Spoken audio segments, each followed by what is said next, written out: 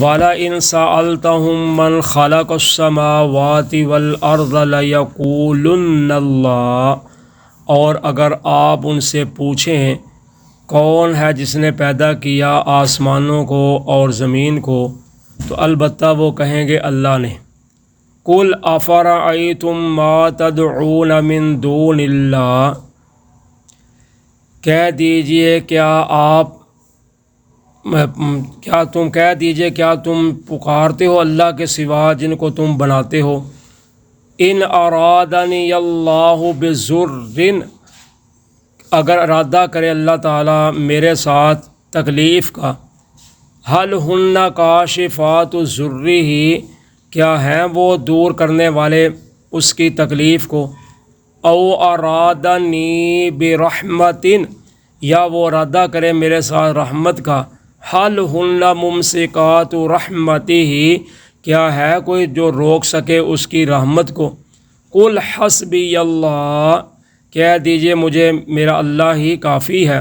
علیہ یتوکل المتوکلون، اسی پر بھروسہ کرنا چاہیے بھروسہ کرنے والوں کو۔ اب اللہ تعالیٰ نے پھر اس آیت میں اپنی وحدانیت کا، اپنی طاقت کا اور اپنی ذات کا تعارف کروایا۔ تو اللہ تعالیٰ فرماتے ہیں ان مشرکین مکہ سے پوچھو کہ آسمان و زمین کو بنانے والا کون ہے، تو یہ کہیں گے اللہ۔ تو ان کو کہو پھر جن کو تم نے بنایا ہوا ہے اللہ کے سوا جن کو تم پکارتے ہو، اگر اللہ تعالیٰ میرے ساتھ کسی تکلیف کا ارادہ کر لے مجھے پریشان کرنے کا، تو کیا یہ میری پریشانی کو دور کر دیں گے؟ اگر اللہ تعالیٰ میرے ساتھ رحمت کرنے کا، مہربانی کرنے کا کوئی ارادہ رکھیں، تو کیا یہ اللہ کی رحمت کو روک سکتے ہیں؟ یعنی جن میں یہ طاقت ہی نہیں ہے، کیونکہ وہ خود مخلوق تھے، تو مخلوق کا کیا کر سکتی ہے؟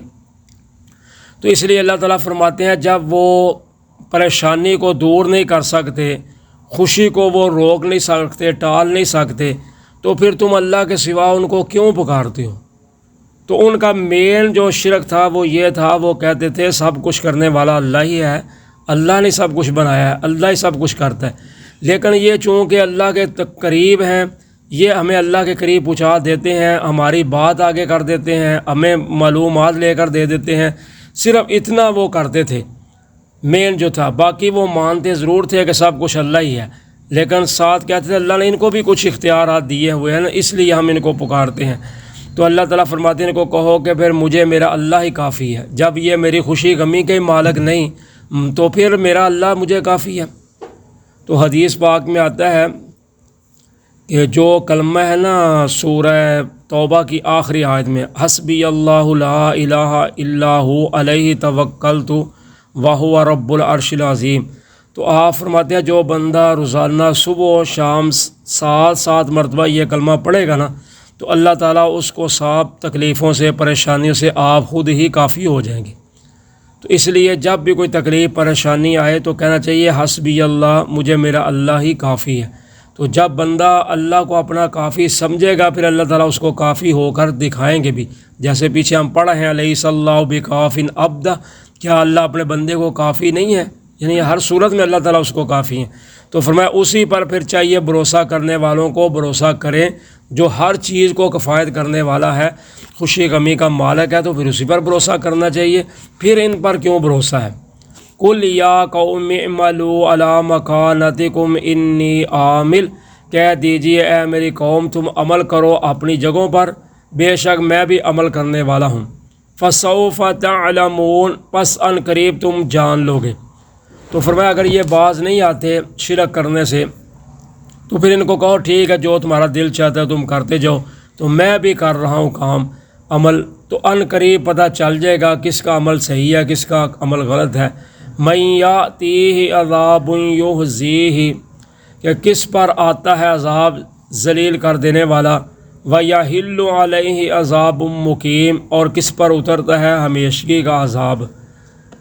تو پہلا جو عذاب کا تعلق ہے وہ دنیا کے ساتھ ہے، یعنی من یاتی عذاب یخزی، کون ہے جس پر آتا ہے عذاب ذلیل کر دینے والا؟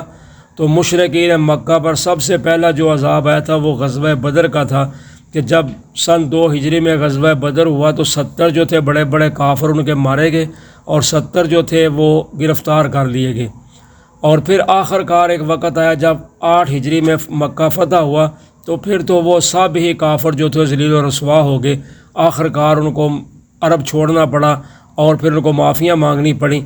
تو اللہ تعالیٰ فرماتے ہیں اور کون ہے جس پر اترے گا ہمیشگی کا عذاب، تو اس سے مراد ہے جہنم کا عذاب، یعنی ادھر بھی ان کو عذاب ہے ذلت کا، اور آخر میں تو پھر ان کے عذاب ہمیشگی والا ہے ہی ہے کافروں کے لیے، انہوں نے جہنم میں ہی جانا ہے۔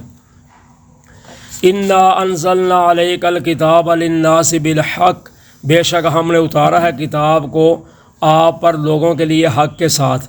فمن اہتدی فلنفسہ، پس جو کوئی ہدایت پائے گا وہ اپنے لیے پائے گا، ومن ضل، اور جو کوئی گمراہ ہو جائے گا، فإنما یضل علیہا، پس اس کی گمراہی اسی پر ہوگی۔ وما انت علیہم بوکیل، اور نہیں ہے آپ ان پر کوئی ذمہ دار یا کارساز۔ تو فرمایا اللہ تعالیٰ نے کہ ہم نے آپ پر کتاب حق کے ساتھ نازل کر دی ہے، یعنی یہ قرآن پاک۔ تو اب جو قرآن پاک کو پڑھے گا، سنے گا، سمجھے گا، عمل کرے گا تو وہ تو ہدایت پا جائے گا۔ تو جو ہدایت پائے گا وہ اپنا ہی فائدہ کرے گا، جو گمراہ رہے گا وہ اپنا ہی گمراہ رہے گا، اس کا وبال اسی پر ہوگا، کسی کا کوئی وہ کچھ بھی نہیں نقصان کرے گا۔ تو فرمایا ہم نے آپ کو ان پر کوئی کارساز یا ذمہ دار نہیں بنایا کہ ہم کل قیامت کے دن یہ نہیں پوچھیں گے کہ آپ نے سنایا تھا قرآن تو یہ کیوں نہیں مانے، انہوں نے کیوں نہیں مان لایا۔ نہیں، ہم صرف آپ سے یہ پوچھیں گے کہ آپ نے ہمارا پیغام پہنچایا ہے یا نہیں پہنچایا، بس اتنا سوال ہوگا۔ آگے مانا ہے کسی نے یا نہیں مانا وہ آپ کی ذمہ داری نہیں ہے۔ نبی اکرم صلی اللہ علیہ وسلم نے چونکہ پھر بھی اللہ کا پیغام پہنچایا تو اتنے لوگ مسلمان ہو گئے کہ تقریباً کم و بیش 1.25 لاکھ صحابہ جو تھے وہ حجۃ الوداع میں موجود تھے۔ تو اللہ کے کچھ انبیاء علیہ السلام ایسے بھی تشریف لائے ہیں کہ جن کی بات پر ایک آدمی صرف مسلمان ہوا ہے، کسی پہ ایک بھی مسلمان نہیں ہوا، کسی پہ چند مسلمان ہوئے۔ تو اس کا مطلب یہ ہے کہ انبیاء نہیں ہے کہ انبیاء علیہ السلام نے اپنا فریضہ ادا نہیں کیا، انہوں نے تو دن رات ایک کر دی، لوگوں کو پیغام پہنچایا، ماریں بھی کھائیں، وطنوں بے وطن بھی ہوئے، قتل بھی ہوئے، اور کئیوں کو سولی بھی لٹکایا گیا۔ تو اس سب کچھ ہونے کے باوجود انہوں نے اللہ کا پیغام پہنچایا ہے، ان کو نہیں پوچھا جائے گا کہ تم نے ان کو پیغام پہنچایا تھا یہ مانے کیوں نہیں۔ اسی طرح نبی اکرم صلی اللہ علیہ وسلم کو بھی اللہ تعالیٰ فرماتے ہیں ہم آپ سے یہ نہیں پوچھیں گے، ہم آپ سے صرف فریضہ پوچھیں گے کہ فرض آپ نے ادا کیا ہے، اگر کیا ہے تو آگے نہیں کوئی مانا تو پھر اس کی مرضی ہے۔ تو اس لیے ہدایت دینا اللہ کے اختیار میں ہے، ہدایت نہ دینا وہ بھی اللہ کے اختیار میں ہے، لیکن انسان کو اللہ تعالیٰ نے عقل و شعور دیا ہوا ہے، وہ اس قرآن کو سمجھے، پڑھے۔ اس کے باوجود اگر اس کو ہدایت نہیں ملتی تو پھر اس کا معاملہ اللہ کے ہاں ہے۔ اگر وہ سمجھتا ہی نہیں، قرآن کو پڑھتا ہی نہیں، غور و فکر ہی نہیں کرتا تو پھر اس کا وبال اسی پر ہے۔ جزاکم اللہ خیر۔